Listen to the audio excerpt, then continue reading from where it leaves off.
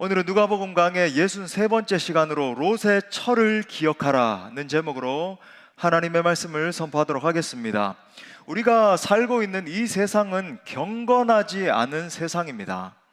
하나님은 불의한 이 세상을 향한 분명한 목적을 가지고 계십니다. 그것은 이처럼 경건하지 않는 세상에서 진리와 의에 대해서 증거함을 통해서 궁극적으로 이 세상을 치유하는 것입니다.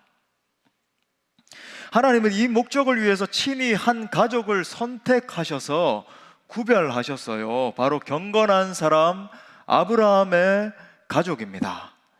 아브라함과 그의 가족의 분명한 특징이 있는데 그들은 세상과 구별된 가족이었다라고 하는 거예요. 그들은 성읍들 속에 들어가서 다른 성읍 사람들과 함께 그 문화를 공유하면서 이렇게 살았던 것이 아니라 광야에서 분리돼서 텐트를 치고 장막을 치고 살았다. 그러는 것은 광야에서 이 성읍 사람들과는 분리된 삶을 살았다라고 하는 것을 보여주는 거예요.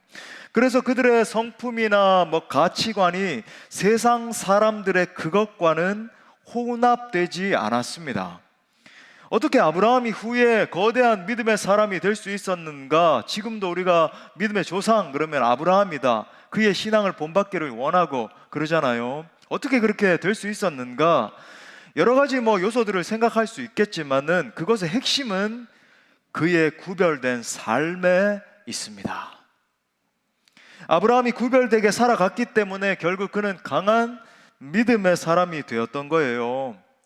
자, 그와 동일하게 하나님의 부르심을 받아서 아브라함과 같이 하란을 떠난 사람이 있었습니다. 바로 아브라함의 조카 롯이었죠. 롯이었어요. 젊은 시절부터 이 롯에게 굉장히 크게 축복이 된 결정적인 요소가 하나 있었는데, 그가 늘 삼촌 아브라함과 함께 있으면서 아브라함으로부터 굉장히 많은 영적인 영향을 받았다는 겁니다. 아브라함의 강한 믿음이 롯에게 지속적으로 아주 긍정적인 영향을 미쳤던 거예요. 롯은 그의 삼촌 아브라함의 믿음을 보면서 나도 삼촌과 같이 날마다 하나님을 경외하는 삶을 살고 싶구나. 아브라함이 행하는 그 믿음의 행위들, 그의 생각들, 그의 언어들, 그의 모든 행동 양식들을 보면서 나도 삼촌과 같이 하나님을 사랑하고 싶다, 하나님을 따라가고 싶다, 이렇게 이제 생각을 하면서 성장했던 거예요. 그 어떤 사람으로 성장했는지에 대해서 성경은 이렇게 묘사를 하지요. 베드로후서 2장 7절에 보니까 이렇게 말합니다. 무법한 자들의 음란한 행실로 말미암아 고통당하는 뭐라 그래요? 의로운 롯을 건지셨다. 실제로 롯은 하나님의 눈에 보기에도 의로운 사람으로 성장을 했다는 겁니다. 자, 그런데 이런 롯의 태도가 어느 순간에 갑자기 급변하는 것을 보게 되지요. 우리 잘 아는 것처럼 창세기 13장에 보면 롯이 하나님의 사람 아브라함과 결별하는 장면이 나오지 않습니까? 네가 우로 하면 내가 좌로 가고 네가 좌로 가면 내가 우로 가겠다 이러면서 결별하는 그 장면이요. 아브라함을 떠나는 거죠. 여러분, 하나님의 사람과 분리된다, 하나님이 행하시는 사람, 하나님이 붙잡고 쓰시는 사람과 분리된다라고 하는 것은 많은 의미가 있거든요.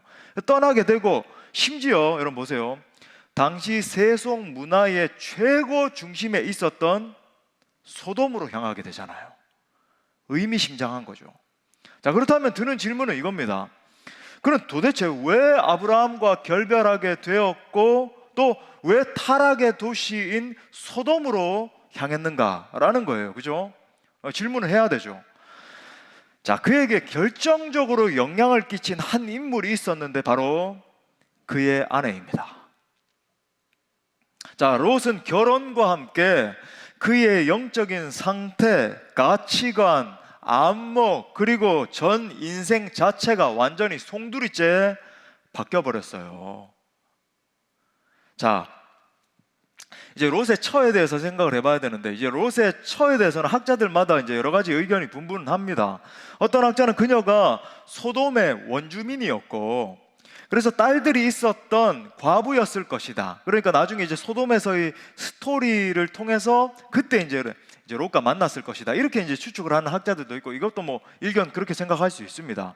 또 어떤 학자는 롯이 이제 아브라함과 함께 가나안에 갔을 때, 그리고 심지어 애굽까지 내려갔잖아요. 가나안이라든지 애굽에 있었을 때 만난 여인이었을 것이다 라고 하는 그런 의견이 있어요. 자, 롯의 아내 출신에 대해서 여러 학자들의 의견이 분분하지만 확실한 게 있는데, 그녀는 이방 여인이었다는 것입니다. 택함을 받은 하나님의 자녀가 아니라 하나님의 말씀을 알고 그의 계명과 법도를 따라 살던 그런 여인이 아니라 이방 여인이었다는 거예요. 그걸 알 수 있는 근거가 뭐냐면, 당시에 이제 택함 받은 가족은 반드시 가문의 딸을 누구에게 시집 보냈나요? 똑같이 택함 받은, 그러니까 이방 혈통과 섞이지 않도록 반드시 자기 가문 내에서 이렇게 형성되었던 사람들과 만나게 했잖아요. 그 분명한 예가 뭐냐면, 아브라함이 이삭의 아내를 택할 때 종에게, 얘야 너 절대 가나안 중에서, 가나안의 딸들 중에서 선택하면 안 되고 혈통 중에서 선택을 해야 돼, 영적 분별 잘해야 돼, 부탁을 하잖아요. 그 다음에 이제 더 나아가서는 이삭이 야곱의 아내를 선택할 때도 너 다른 데서 결혼을 하면 안 되고 삼촌 라반의 집에 가야 될 이유가 이방 결혼을 하지 않게 하기 위해서 그렇게 한 거죠. 물론 이제 지금은 우리가 혈통으로 그렇게 결혼하는 게 아니라 지금은 이제 신앙이라고 하는 걸로 그렇게 하지만, 그 당시에는 혈통이 곧 신앙이었잖아요. 그런 고대 근동의 문화가 있었던 겁니다. 그래서 이제 그렇게 결혼을 했던 건데, 여러분 보세요. 분명한 것, 롯의 아내가 이방 여인이었다라고 하는 것은 오늘 본문을 해석하는 데 있어서 굉장히 많은 단서를 제공해 줍니다. 자, 분명 그녀의 남편인 롯은 신앙적인 가치관 아래에서 심지어 아브라함에게 영향을 받으면서 성장을 했고, 하나님을 경외하던 것을 어려서부터 즐거워하던 사람이었어요. 그런데 그녀를 만난 이후에 모든 것이 뒤틀려져 버렸죠. 또한 성경은 그녀를 비참한 최후를 맞는 인물로 그려내고 있지 않습니까? 우리 너무 잘 아는 것처럼 그녀가 이제 소돔이 멸망하던 날, 하나님 정말 참 기회를 주시는 분이세요. 롯만 하나님의 천사를 보내서 이렇게 일깨워가지고 데리고 나온 게 아니라 그녀와 그녀의 딸들도 분명히 붙잡아서 이끌었잖아요. 기회를 준 거죠. 그런데 남편과 함께 분명히 또 소돔을 떠난 게 확실한 사실이지만, 그녀는 하나님의 명령을 거역해서 뒤를 돌아보았고, 그 결과 소금 기둥으로 영원히 파멸당했습니다. 자, 그렇다면 지금 예수님이 왜 롯의 아내의 예를 들어서 설명을 하고 계시는가? 자, 잘 들으십시오. 그녀는 마지막 시대의 교회와 교회에 속한 성도들이 경고의 본보기로 본받아야 할, 삼아야 할 인물이기 때문에 그렇습니다. 지금 예수님은 세상을 심판하러 오실 이 자신의 재림에 대해서 지금 이야기를 하고 계신 거예요. 여러분, 우리가 성경을 항상 해석할 때 단편적으로 그 본문만 딱 읽으면 안 되고, 지금 어떤 정황에서 말씀을 하고 계시는가 그걸 알아야 되잖아요. 문해적으로 여러분 읽어야 되지 않습니까? 자, 다시 예수님은 지금 자기 자신의 재림에 대해서 설명을 하시면서 지금 이 말씀을 하고 계시다는 거예요. 마지막 날에 대한 설명 중에서 특별히 롯의 철을 기억하라 라고 엄중히 경고하고 계시는 겁니다. 자, 사랑하는 여러분, 우리가 살고 있는 시대는 마지막 시대입니다. 예수님의 재림의 때가 점점 더 가까워 오고 있어요. 해를 거듭하면 거듭할수록 이 세상은 더욱더 악랄해지고, 이 세상을 살고 있는 사람들은 음란하고 악독하고 배역하고 더 잔인해지고 그러고 있어요. 자, 오늘 말씀은 이 마지막 때에 우리가 들어야 될 아주 중요한 경고의 말씀입니다. 왜냐하면 여러분, 이 경고의 말씀을 듣는 것이 우리가 최종적으로 파멸당하지 않는 비결이기 때문에 그렇습니다. 자, 바라기는 오늘 롯의 처의 예를 통해서 경고하시는 성령의 음성을 들으시고 부디 그녀와 같은 결말을 맞는 분이 없기를 간절히 소원합니다. 자, 우리를 영원한 파멸로부터 지키기 원하시는 우리 자비의 예수 그리스도의 음성을 우리 모두가 들을 수 있기를 간절히 바랍니다. 자, 오늘 본문이 세 가지로 우리 진리를 증언해 주고 있어요. 첫 번째는요, 종교성이 구원을 보장해 주지 않습니다. 우리 한번 따라합시다. 종교성이 구원을 보장해 주지 않는다. 자, 우리가 가장 먼저 생각할 수 있는 부분은 그녀가 누구의 처였나요? 누구의 아내였어요? 롯의 처였다라고 하는 거예요. 자, 롯이 살던 시대에는 뭐 성경이 있었다든지 교회가 있다든지 저와 같은 목회자가 있어서 말씀을 가르쳤다든지 그런 시대가 아닙니다. 자, 다시 성경을 읽을 때는 여러분 그 시대에 들어가서 그 시대의 배경을 염두하면서 해석하는 게 참 중요하다라고 말씀드렸죠. 자, 상상을 해보세요. 지금처럼 뭐 다니면은 동네마다 교회들이 있어서 말씀을 들을 수 있고 찬양을 할 수 있고 그런 시대가 전혀 아니었어요. 그 시대의 영성의 흐름을 대변해주는 중요한 특징이 있었는데, 하나님을 아는 지식을 몇몇의 극소수만 가지고 있었다는 겁니다. 자, 인류가 보편적으로 존재를 하고 있었지만 지금처럼 온 세계에 편만하던 시대도 아니고, 그죠?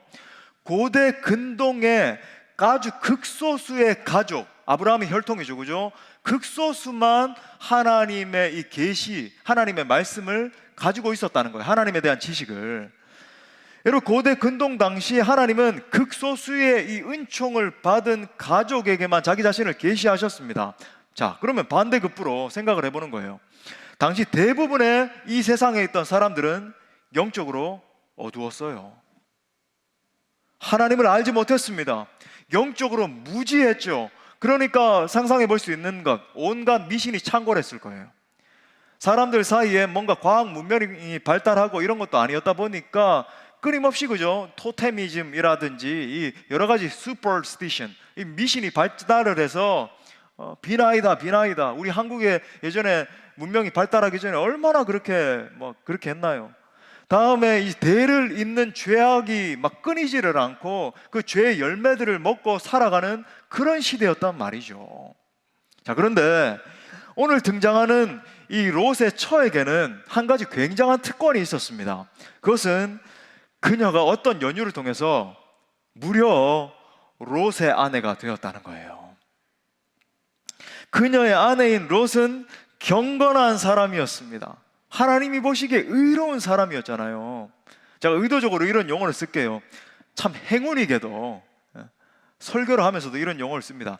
행운이게도 그녀는 믿음의 조상이고 롯의 삼촌인 아브라함과 연결된 거예요. 아브라함과요. 다른 이도 아닌. 그녀는 아브라함과 롯의 그 믿음과 지식과 기도의 삶을 바로 옆에서 날마다 지켜볼 수 있었습니다. 그들이 어떻게 하나님을 예배하고 하나님의 은총을 입었는지를 직접 눈으로 목도했어요. 자, 그렇다면 우리가 여기서 이 지점에서 직면해야 되는 질문은 이겁니다. 이 모든 영적인 특권들이 롯의 처의 영적 상태에 어떤 영향을 미쳤는가? 자, 영적인 시각에서 볼 때 그녀는 정말로 엄청난 특권을 받았죠. 우리 가운데 여러분, 이 결혼 관계를 통해서 아브라함과 연결이 된 거예요.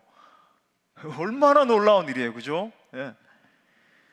믿음의 조상인 아브라함과 롯에게 연결된 겁니다. 엄청난 영적인 기회를 받은 거예요. 그런데 그녀의 영적인 눈은 전혀 열리지 않았습니다. 전혀 열리지 않았어요. 남편을 통해서 매일매일 엄청난 하나님의 영광과 성령의 역사, 성령의 기름 부으심의 역사를 경험했음에도 불구하고 그것은 그녀에게는 전혀 해당되지 않았죠. 그녀는 전혀 회심하지 못했고 하나님께 순종하는 것도 배우지 못했어요. 오랜 시간 하나님의 임재 가운데 있었으면서도 불구하고, 아브라함의 가문에 들어갔음에도 불구하고 그녀의 신앙은 그저 학습이 되어서 형식적으로 반복하는 것일 뿐이었습니다. 여기서 우리는 굉장히 중요한 메시지를 발견해야 돼요. 내가 누리는 종교적인 특권이 내 구원을 보장하지 않는다는 것입니다. 여러분이 오랫동안 훌륭한 설교를 들어왔다라고 하는 그 사실이 여러분의 구원을 보장하지 않아요. 여러분이 수십 년 동안 신앙생활을 해왔다는 그 사실, 여러분이 가지고 있는 어떤 직분, 여러분이 참여하고 있는 어떠한 대단한 사역이 여러분의 구원을 보장하는 것이 아닙니다. 늘 하나님의 임재 가운데 있었으면서도, 아니 하나님의 영광의 그 사람, 그 가문, 그 놀라운 하나님의 임재 가운데 있었으면서도 불구하고 자신은 그 하나님의 임재를 전혀 경험하고 있지 못할 수 있단 말이에요. 심지어 오늘 롯의 처와 같이 하나님의 사람과 결혼까지 하고 살고 있다는 사실도 여러분의 구원을 보장하지 못하는 것과 동일한 이치입니다. 성경은 여러분 보면요, 그런 사람들의 예로 가득해요. 요압은 하나님의 사람, 무려 다윗의 장군이었고 충신이었음에도 불구하고 그의 결말은 비참했죠. 게하시는 선지자, 능력의 하나님의 사람 엘리사의 하인이었음에도 불구하고 엄청난 하나님의 역사를 눈앞에서 날마다 목도했음에도 불구하고 버림받았어요. 대만은 능력의 사도 바울의 동력자였잖아요. 사도 바울이 증거하는 말씀을 들었어요. 엄청난 하나님의 역사를 봤음에도 불구하고 세상으로 나가 떨어졌죠. 심지어 가룟 유다는 예수님의 제자였잖아요. 예수님의. 그들은 하나같이 하나님의 사람들과 동력했고 바로 옆에서 하나님의 임재를 계속 그의 전삶을 통해서 목도했었습니다. 그런데 그들은 최종적으로 어떻게 됐습니까? 그들은 하나같이 전부 죄 가운데 죽었고 영원한 파멸에 처해지게 되었습니다. 분명히 그들 하나님의 사람들 옆에 있었기 때문에 하나님께 가까이 나아갈 수 있는 수많은 영적인 기회들이 있었어요. 그러니까 여러분, 영적인 기회가 주어졌다라고도 볼 수 있고, 여러분 이건 뭐 비교할 수 없는 거죠. 복음의 복자도 들어보지 못하고 죽어가는 수많은 사람들도 있는데, 하나님의 앞에 여러분 구원은 뭐 말할 것도 없고 정말로 귀하게 쓰임받을 수 있는 그런 영적인 기회들이 있었잖아요. 동시에 그들의 영혼을 향한 수많은 영적인 경고를 반복적으로 하나님의 사람들을 통해서 들었을 거예요. 하지만 그들은 결국 영원한 지옥의 구렁텅이로 떨어졌습니다. 여러분, 사람에게 진짜 필요한 것은 종교적인 특권만이 아닙니다. 사람은 성령의 은혜가 필요합니다. 성령의 은혜가 사람의 마음을 깨우쳐 주셔야 돼요. 성령께서 죄에 대하여, 의에 대하여, 심판에 대해서 거룩한 책망을 해 주셔야 됩니다. 오직 그것만 통해서 한 사람의 죄인이 정말 진정으로 회개할 수 있는 거예요. 여러분, 오직 거기에만 구원이 있습니다. 아마 지금 이 자리에도 경건한 부모님을 둔 자녀들이 많이 상당수 계실 줄 알아요. 심지어 그 부모님들이 이 자리에 함께 예배를 드리고 있을 수도 있습니다. 여러분, 우리가 오늘 이 사실에 주의해야 됩니다.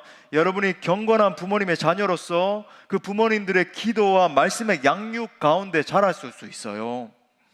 그래서 여러분의 신앙 경력이 수십 년씩 되고 교회 문화에 익숙하게 성장했을 수도 있습니다. 분명히 여러분들은 신앙의 부모님들 밑에서 자라면서 많은 영적인 유익을 누리면서 여러분 하나님께서 말씀하시는 것을 들으면서 지금 여기 이 자리까지 와 계신 줄 알아요. 그런데 분명히 주의해야 되는 사실은 여러분은 여러분 스스로 자신의 영혼을 점검하셔야 됩니다.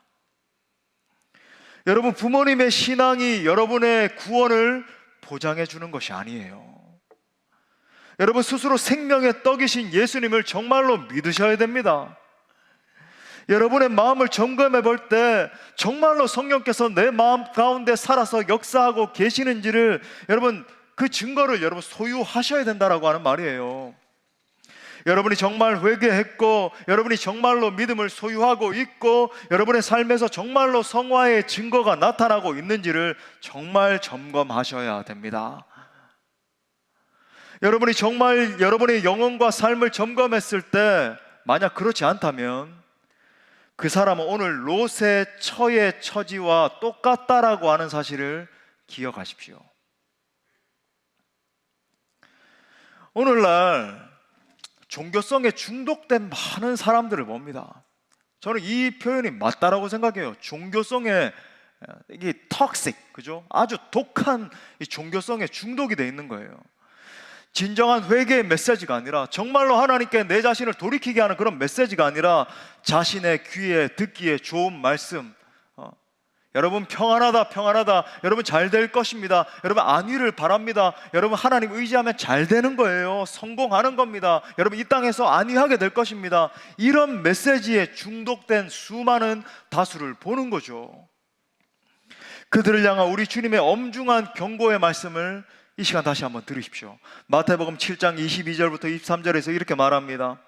그날엔 많은 사람이 나더러 이르러 주여 주여 우리가 주의 이름으로 선지자 노릇하며 주의 이름으로 귀신을 쫓아내며 주의 이름으로 많은 권능을 행하지 아니하였나이까 하리니, 그때 내가 그들에게 밝히 말하되 내가 너희를 도무지 알지 못하니 불법을 행하는 자들아 내게서 떠나가라 하리라. 사랑하는 형제 자매 여러분, 종교성이 구원을 보장하지 않습니다. 내가 하나님의 사람 바로 옆에 있다라고 하는 그 사실이, 내가 하나님의 사역에 동참하고 있다라고 하는 그 사실이요, 내가 하나님의 임재하시는 곳에 있다라고 하는 사실이 내 구원을 보장하지 않는다는 것을 기억하십시오. 이것이 롯의 처의 예를 통해서 깨달을 수 있는 첫 번째 경고의 메시지입니다. 자, 그런가 하면 두 번째로, 롯의 처의 죄의 핵심은 뒤를 돌아본 거예요. 우리 한번 따라서 선포하겠습니다. 죄의 핵심은 뒤를 돌아본 것이다.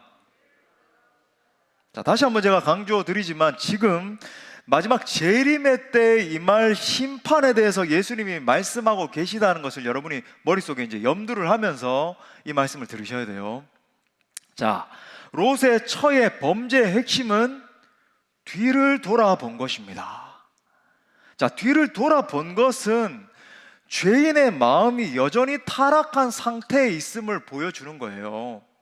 그러니까 그녀의 몸은 의인 롯과 함께 있었고 함께 살았고 그의 경건한 모습을 바로 옆에서 늘 경험하면서 있었지만, 그녀의 마음은, 그녀의 중심은 여전히 불순종과 교만한 불신앙으로 가득 차 있었다라고 하는 것을 보여주는 거죠. 자, 제가 다시 한 번 더 이걸 분석적으로 좀 말씀을 드리겠습니다. 자, 그녀가 이제 죄의 핵심이 그녀가 뒤를 돌아본 건데, 이 뒤를 돌아본 것은 그녀 안에 이중적인 죄악이 숨어 있다는 것을 보여줘요. 자, 무슨 말인가? 자, 첫 번째 죄악, 그녀는 하나님께서 정말로 소돔을 멸망시키실 것인지에 대해서 의심하고 있었습니다. 그러니까 하나님이 심판을 할 거야 라고 경고의 메시지를 주셨음에도 불구하고 그 메시지를 무시한 거죠. 하나님의 메시지를 무시한 거예요. 자, 창세기 19장 17절에 보면 하나님의 천사가 분명하게 이제 경고를 합니다. 자, 보니까 그 사람들이 그들을 밖으로 이끌어낸 후에 이르되 도망하여 생명을 보존하라, 돌아보거나 들에 머물지 말고 산으로 도망하여 run away, 도망해서 멸망함을 면해야 돼, 이렇게 분명히 경고를 했어요. 자, 여기서 이제 그 사람들 그러는데 왜 하나님 천사들 그럽니까? 이 표현은 이제 신인 동형적인 표현, 그래가지고 하나님이 이 divine, 그죠? 신적인 분이 인간을 형상화해서 이렇게 나타낸 그런 표현, 이렇게 말해요. 신인 동형적 표현 그러는데, 뭐냐면 하나님의 천사들 혹은 삼위일체 하나님 자신들을, 왜 하나님에 대해서 말하면서 복수로 우리가 그들에게 내려가서 막 이렇게 표현할 때가 있잖아요. 그 삼위일체 하나님을 말하는 거예요. 그러니까 하나님 자신들을 나타내기도 합니다. 어떻게 삼위일체 하나님이라고도 볼 수 있나요? 어떻게 그렇게 볼 수 있냐면 21절 그 바로 밑으로 내려가서 보면은 롯이 우리가 산까지 가지 못하겠고 저 옆에 이제 피난처 되는 그런 성에 대해서 이야기를 하면서 우리가 저쪽으로 도망하겠습니다 그랬을 때, 하나님이 롯을 존중해 주면서 뭐라 그러냐면, 그래, 그러면 너가 그 피난처 되는 성으로 도망하면은 내가 그 성을 너 때문에 보호해 줄게. 그러니까 주권적으로 그런 판단을 내리실 수 있다는 것을 봤을 때 삼위일체 하나님으로도 볼 수 있다, 이렇게 이제 우리가 추론을 할 수 있는 거죠. 그러니까 하나님의 천사들이라고도 볼 수 있고 그죠? 하나님 자신들이라고도 볼 수 있습니다. 아무튼 하나님의 천사들이 롯에게 분명히 뭐라 그러냐면 도망해서 뒤를 돌아보지 말라는 확고한 메시지를 줬다는 거죠. 자, 그런데 그녀는 지금 소돔이 불과 유황으로 멸망할 것이라고 하는 하나님의 경고를 무시했습니다. ignore한 거예요. 무시한 거예요. 놀랍게도 여러분도 이런 우에 빠질 수 있습니다. 이 세상의 매력과 이 세상의 화려함, 돈과 그것이 줄 수 있는 엄청난 것들 등이 여러분의 가치관을 잠식하면 오늘 롯의 아내와 같이 반응할 수 있어요. 마치 이렇게 반응하는 겁니다. 아니, 이렇게 엄청난 소돔이 어떻게 멸망하겠어? 저 화려한 빌딩들을 봐. 저 화려한 엄청난 자본이 주는 이 유익들을 봐. 사람이 없이도 차가 굴러가는 시대인데 어떻게 이게 멸망한단 말이야? 아니, 이렇게 대단하고 화려한 바벨론이 순식간에 멸망한다고? 에이, 말이 되는 소리를 해야지. 만약 여러분이 이 세상이 주는 화려함과 행복함에 잠식되어 있다고 한다면요, 하나님의 심판의 메시지가 들려와도 더 이상 듣지 않게 될 것입니다. 심지어 지금 제가 전하고 있는 메시지를 들으면서도 하나님의 메시지로 듣지 않고 판단하고, 그죠? 그냥 이렇게 날려버리는 그런 우까지 범할 수 있다라고 하는 거예요. 자, 두 번째로 어떤 죄악을 드러내주는가? 당연하죠. 롯의 아내의 마음속에 은밀하게 숨어 있었던 세상에 대한 사랑입니다. 세상에 대한 사랑이에요. 자, 그녀의 내면 속에는 세상을 사랑하는 마음이 마치 독소와 같이 자리 잡고 있었습니다. 이걸 갖다가 한마디로 말해서 세속적인 가치관이라 그러죠. 세속주의, 세속적인 가치관. 여러분, 이 세속적인 가치관의 결과로 인해서 그녀는 거룩하고 구별된 삶을 살 수 없었던 거예요. 여러분, 진짜 무서운 사실이 뭔지 아십니까? 오늘 롯의 처와 같이 세상을 사랑하는 마음이 하나님께 대한 반역의 본질입니다. 성경이 이걸 말하고 있어요. 자, 성경이 뭐라고 말하는지 한번 보세요. 야고보서 4장 4절 하반절에 보니까 누구든지 세상과 벗이 되고자 하는 자는 뭐라 그래요? 스스로 하나님과 원수되는 것이니라. 그냥 하나님께 죄 좀 짓는 거 이게 아니라 하나님께 원수되는 거야, 그거. 자, 그 다음에 요한일서 2장 15절 말씀, 이건 우리 다 같이 한번 읽어봐요. 시작. 이 세상이나 누구든지 세상을 사랑하면 아버지의 사랑이 그 안에 있지 아니한 거야. 자, 오늘 말씀을 통해서 예수님은 우리에게 세속성의 큰 위험을 가르쳐주고 계시죠. 여러분, 저는 오늘날 기독인들이 가장 걸리기 쉬운 질병이 바로 이 세상에 대한 사랑이라고 생각을 해요. 미쳐있죠. 세상이 주는 가치관에 여러분, 기독인들도 예외가 아닙니다. 소수를 제외하고는 미쳐있어요. 나는 여전히 신앙생활을 하고 있잖아요. 아니, 나는 여전히 조금의 사역도 감당하고 있는걸요. 하지만 여러분, 여러분의 영혼은 세상을 사랑하는데 완전히 기울여져 있을 수 있는 거죠. 내가 하나님께 대해서 아니면 세상에 대해서 얼마나 많은 신앙을 더 시간을 더 많이 투자하고 있는가를 보면 여실히 알 수 있잖아요. 자, 그렇다면 제가 이 포인트를 끝내기 전에, 자, 그렇다면 무엇이 우리로 하여금 예수님에게서 등을 돌려서 이 세상을 향하게 하는가? 세속주의로 빠지게 하고 세상을 사랑하게 하고 오늘 롯의 처의 마음처럼 그렇게 만드는가? 몇 가지 제가 말씀을 드릴 테니까 점검을 한번 해보십시오. 실제적인 것들이에요. 자, 첫째, 여러분이 평소에 지속적으로 영향을 받고 있는 그 무엇입니다.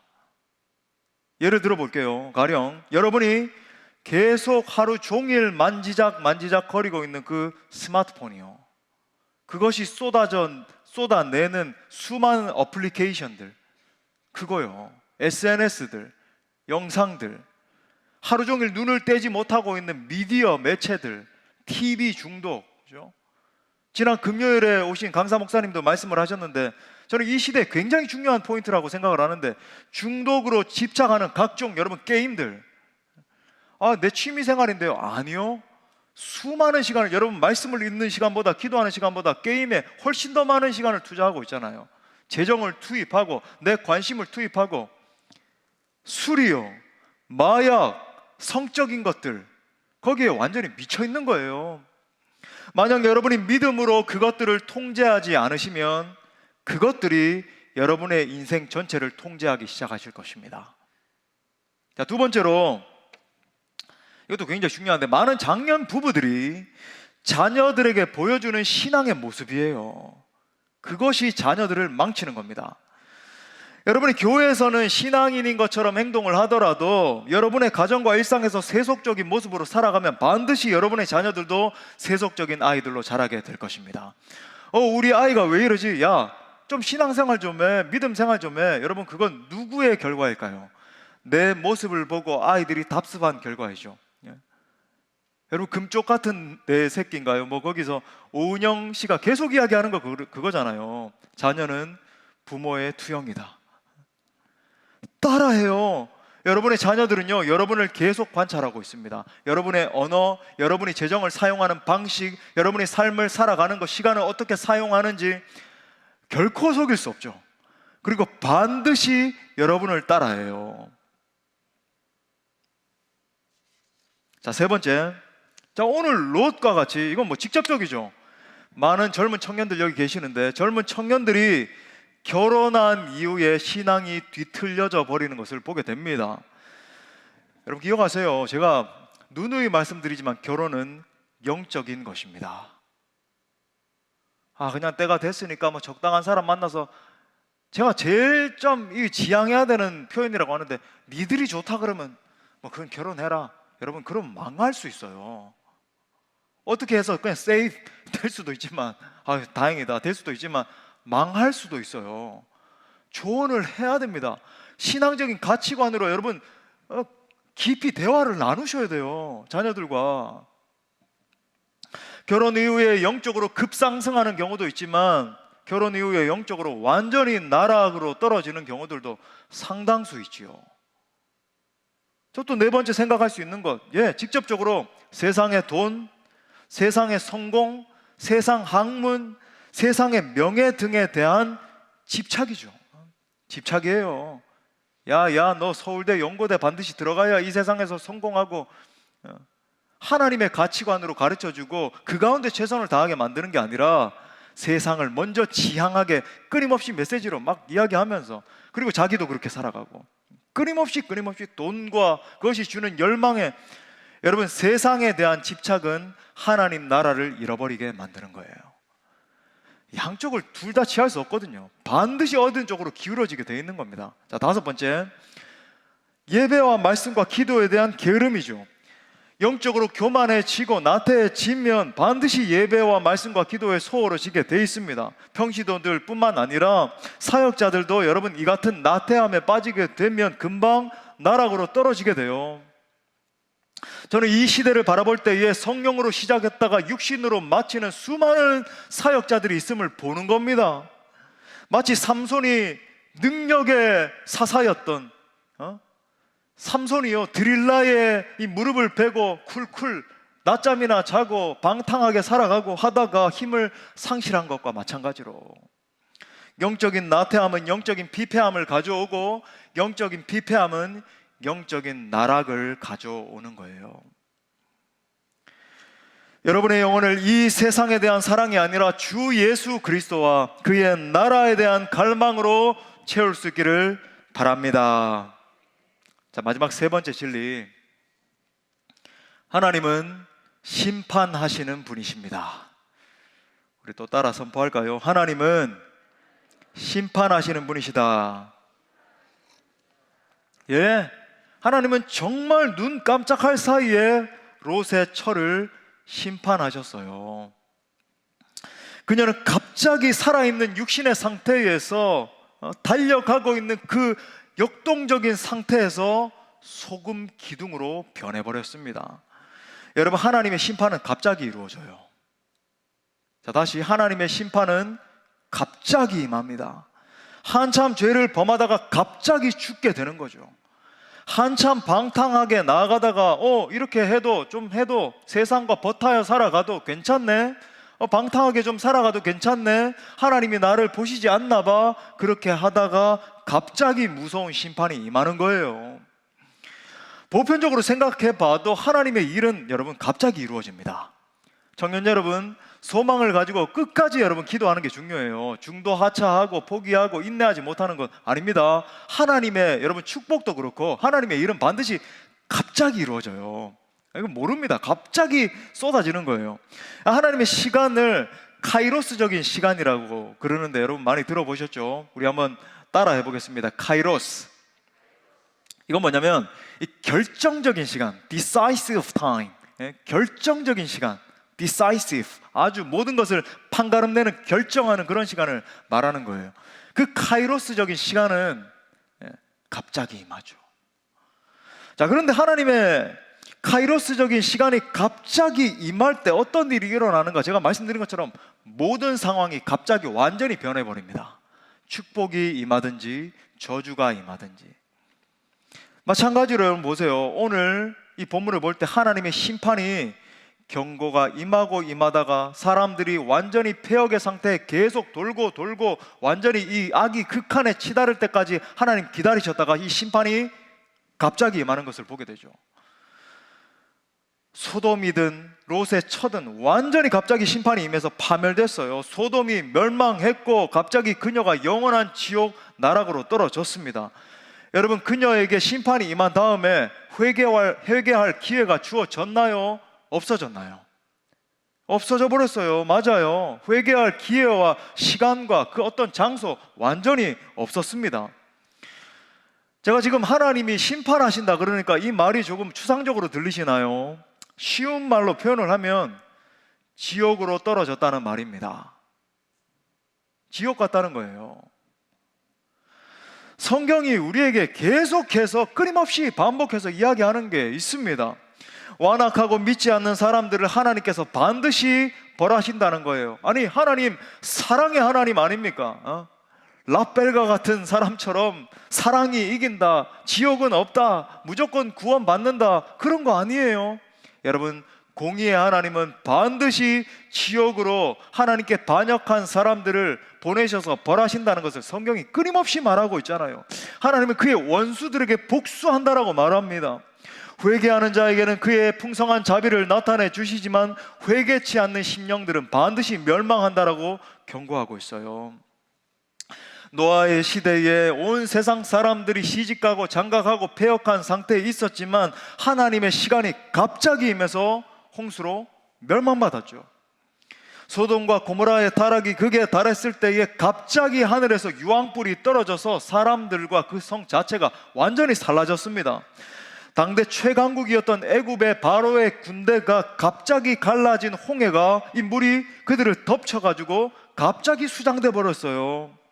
비옥한 땅에서 부귀영화를 누리고 있던 가나안의 7 족속이 갑자기 하나님의 백성들이 쟤들 미약한 백성들 아니야, 그런데 하나님이 함께 하시자 갑자기 가나안 족속들을 쓸어버리고 멸망받았잖아요. 신약 성경에 와서 보면 우리 예수님께서 공생애를 보내시면서 사역하시는 동안 계속해서 지옥의 실제에 대해서 수도 없이 말씀하셨다는 것을 보게 되죠. 여러분, 지옥에 대해서 누가 제일 많이 말씀하셨다고요? 예수님이에요. 제가 작년 11월에 혹시나 이제 최근에 등록하신 분들 이 설교를 못 들었을 수 있는데, 제가 이 누가복음 강의하면서 부자와 나사로 비유를 말씀하면서 천국이냐 지옥이냐라고 하는 제목으로 말씀을 증거했거든요. 오늘 집에 가셔서 이 설교도 꼭 한번 들어보세요. 이게 여러분의 영원을 결정짓는 겁니다. 오늘 말씀과 더불어 예수님께서 계속 말씀하셨어요. 그거 외에도 지옥 불, 지옥의 저주, 고통의 장소, 멸망, 바깥 어두움, 결코 죽지 않는 벌레, 꺼지지 않는 불, 슬피 울며 이를 가는 곳, 영원한 형벌 등등 지옥의 실체를 밝히 드러내신 분이 우리 주 예수 그리스도이십니다. 성경은 우리 인간의 죽음 직후에 있을 심판에 대해서 명확히 경고하고 있습니다. 히브리서 9장 27절에 보니까 다 같이 읽겠어요. 시작. 한번 죽는 것은 사람에게 정해진 것이요 그 후에는 심판이 있을 거야.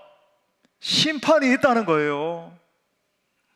여러분, 세상에서 가장 어리석은 것은 하나님을 부인하는 것이고 하나님의 심판을 부인하는 것이고 영원히 이어질 천국과 지옥을 부인하는 자입니다.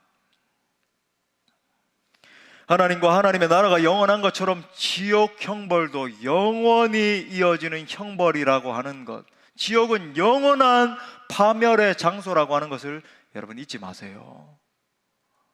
그리고 오늘 롯의 처와 같이 세상을 사랑하고 세상과 구별된 삶을 살지 않으면 영원한 파멸을 멸할 길이 없습니다.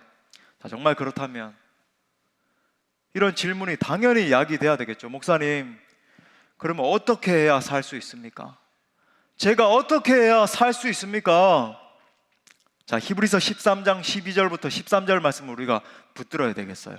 자, 우리 다 같이 이 말씀도 가슴에 새기면서 읽겠습니다. 시작. 그러므로 예수도 자기 피로써 백성을 거룩하게 하려고 성문 밖에서 고난을 받으셨느니라. 그런즉 우리도 그의 치욕을 짊어지고 영문 밖으로 그에게 나아가자. 아멘. 여러분, 소돔과 고모라에 머물면 파멸되는 거예요. 영문 밖으로 뛰어나가셔야 됩니다. 영문 밖으로 뛰어나가셔서 우리 주 예수 그리스도께서 계신 곳으로 나아가셔야 돼요. 예수 그리스도의 죽으심과 부활에 동참해야 됩니다. 파멸이 이르기 전에, 유황불이 떨어지기 전에, 영원한 멸망이 임하기 전에 예수 그리스도 그 십자가와 부활의 복음을 붙들고 그 부활의 복음에 내 완전히 옛 자아, 옛 본성품, 옛 여러 가지 썩어 있던 모든 것들이 완전히 제거돼야 돼요. 그리고 여러분, 새 사람으로 옷 입으셔야 되는 겁니다. 여러분 모두가 예수 그리스도를 정말로 뜨겁게 만나셔야 돼요. 예수 그리스도가 나의 주인이 되시고 나를 완전히 장악하셔서 통치하시고 나의 모든 옛 성품들이 변화되어야 됩니다. 성령께서 세상과 죄악을 사랑하는 내 모든 옛 자아를 완전히 태워주셔서 내 전 존재가 완전히 새로운 피조물로 창조돼야 돼요. 오직 그것만이 영원한 형벌을 피할 수 있는 유일한 길이고 우리의 유일한 소망인 줄 믿습니다. 말씀의 결론을 맺겠습니다. 여러분의 삶에서 하나님과의 이 동행을 방해하는 것이 과연 무엇입니까? 여러분, 질문을 던져야 되는 거거든요. 여러분을 하여금 계속 이 세상을 바라보게 만들고 그 어떤 몇 가지 그 요소들이 이 세상을 사모하게 해서 여러분의 영성을 앗아가는 것이 과연 뭐예요? 그것을 제거하십시오. 그것에서부터 도망가셔야 돼요. 그것에서부터 탈출을 하셔야 됩니다. 마치 불이 떨어지는 소돔으로부터 롯이 급하게 달려 나왔던 것처럼 어떻게 하면 살 수 있을까 피난처 되시는 그 예수 그리스도, 도피 성이 있는 바로 예수 그리스도가 있는 그곳으로 강한 다리를 가지고 강한 열망을 가지고 달려 나오셔야 됩니다. 말씀을 마치기 전에 여러분의 영혼이 롯의 처와 같은 상태에 있지 않은지 제가 몇 가지 점검사함을 드리고 마치고자 합니다. 지금 여러분은 예수 그리스도의 재림에 대해서 무관심하지 않으십니까? 여러분 스스로를 살펴봤을 때 게으르고 미지근한 신앙생활을 계속 하고 있으면서도 불구하고 뭐 이렇게 살아도 괜찮겠지 이러고 계시지 않나요? 하나님의 나라와 세상 사이에서 계속 주저 양다리 걸치고 주저 이렇게 하면서도 세상의 가치를 쫓아서 살고자 하는 소망이 막 넘실거리고 있지 않습니까? 혹시 아무도 모르게 은밀하게 범하는 죄를 끊임없이 범하고 있으면서도 그것을 소중하게 여기고 아무도 모르겠지 그러고 계시지 않나요? 혹시 작은 죄를 우습게 여기고 계시지 않습니까? 혹시 여러분 각자는 자신이 가지고 있는 내가 이렇게 신앙의 부모와 함께 자랐는데 내가 이렇게 하나님이 임재하시는 그런 곳에 있잖아, 수원 동부교회 출석하면서 매주 이런 말씀을 듣고 있잖아, 이런 종교적인 특권이나 지식 등을 의지하고 계시지 않습니까? 혹시 나는 그냥 적당히 이렇게 살아가다가 마지막 순간에 회개하면 되지라고 하는 대단히 큰 영적인 착각을 하고 계시지 않나요? 자, 마지막 질문입니다. 여러분은 정말로 예수님을 신뢰하고 예수님을 정말로 뜨겁게 사랑하고 예수님의 뜻대로 살고 계십니까? 이 질문들에 대한 답이 여러분 각자의 영혼을 결정하게 될 것입니다. 아무쪼록 오늘 말씀을 통해서 성령 하나님의 음성을 분명히 들으시고 진정한 회개와 돌이킴의 역사가 있기를 간절히 축원합니다.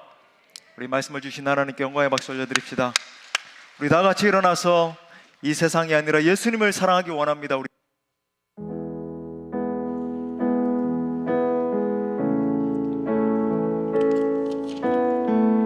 주님을 더욱더 뜨겁게 사랑하고 주님만 바라보길 원합니다. 주를 향한 나의 사랑을 주께 고백하게 하소서. 아름다운 주의 그늘 아래 살며 주를 보게 하소서. 주님의 말씀 선포될 때에 땅과 하늘 진동하리니 나의 사랑 고백하리라. 나의 구주 나의 친구 부드러운 주의 속삭임 나의 이름을 부르시네. 주의 능력 주의 영광을 보이사 성령을 부어주세요. 성령을 부으소서.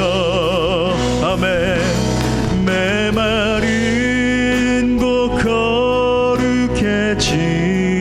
거룩해지도록 내가 주를 찾게 하소서. 내 모든 것 주께 드리리.